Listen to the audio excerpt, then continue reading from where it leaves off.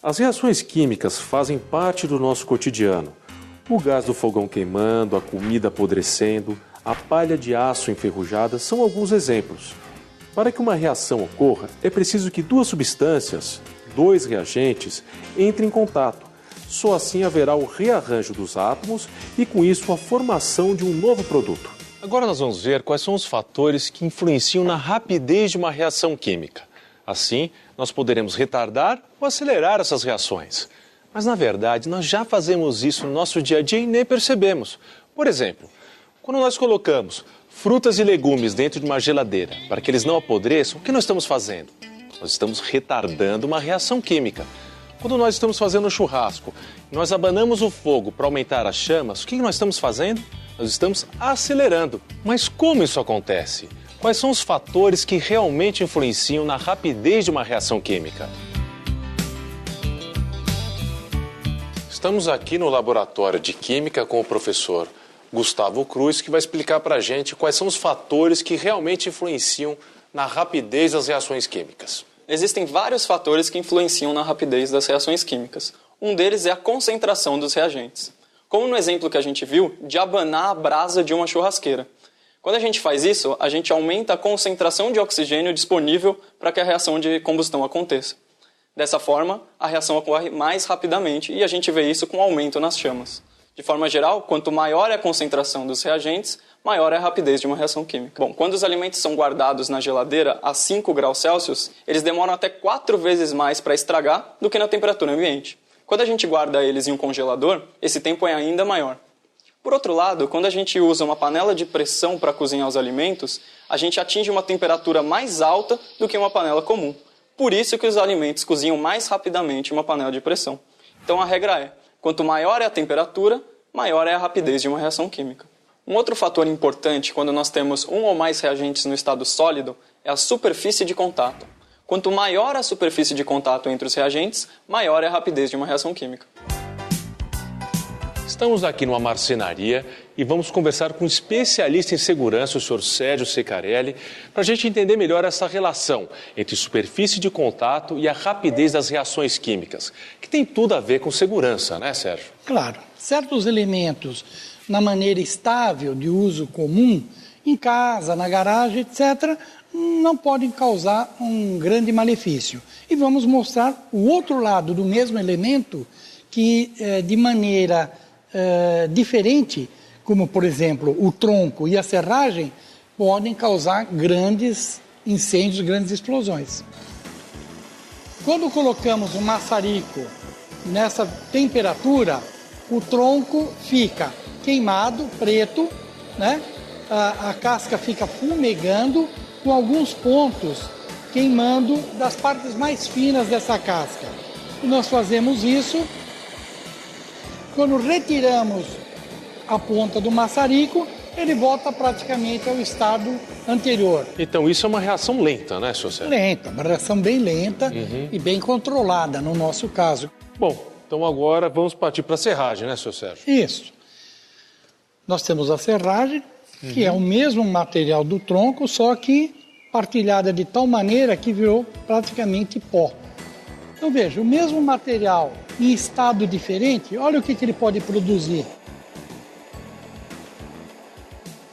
Ou seja, uma reação muito mais rápida. Muito mais rápida. O mesmo material serrado, transformado num pó, se torna extremamente mais perigoso, né? Tanto para armazenamento como para manipulação. Como vimos, na serragem há uma superfície de contato maior, portanto, aumenta a rapidez da reação química. Já vimos quais os fatores que podem influenciar na rapidez das reações químicas. Agora, para uma reação acontecer, é necessária uma energia mínima para ativar o sistema. E o nome dessa energia é energia de ativação. A gente tem que entender que nem todas as colisões entre as moléculas dos reagentes são eficazes. Para que os produtos sejam formados, é necessário que essa colisão ocorra em uma orientação favorável. Somente dessa forma será formado o chamado complexo ativado, que então dará origem aos produtos. Além da orientação favorável da colisão, um outro fator importante é a energia dessa colisão. Como a gente pode ver aqui nesse gráfico, existe uma barreira de energia, que é a energia do complexo ativado. Somente se a colisão tiver uma energia igual ou maior do que essa barreira é que a reação vai acontecer.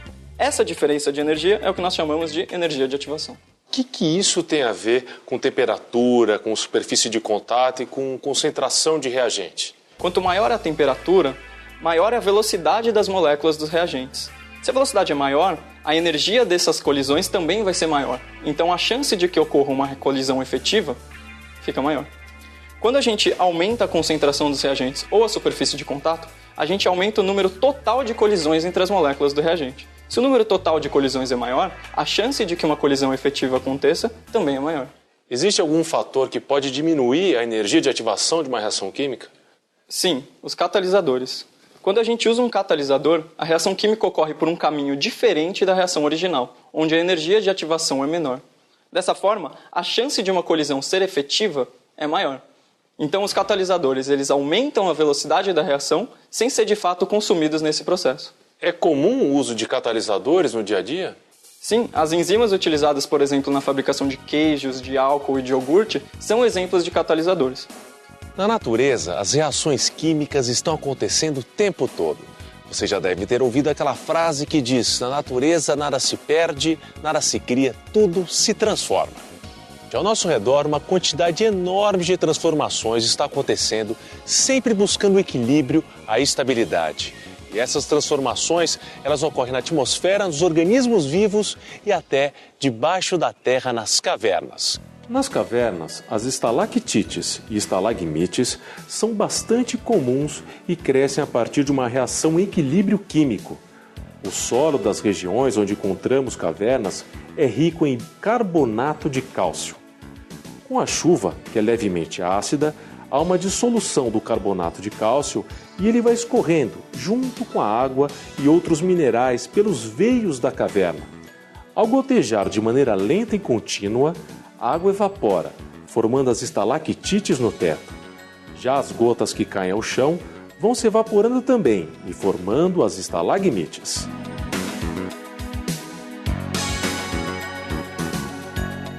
Quando a gente tem o gás carbônico entrando em contato da água, eles reagem formando uma solução rica em íons bicarbonato. Quando os íons bicarbonato entram em contato com os íons de cálcio, eles formam carbonato de cálcio e regeneram gás carbônico e água.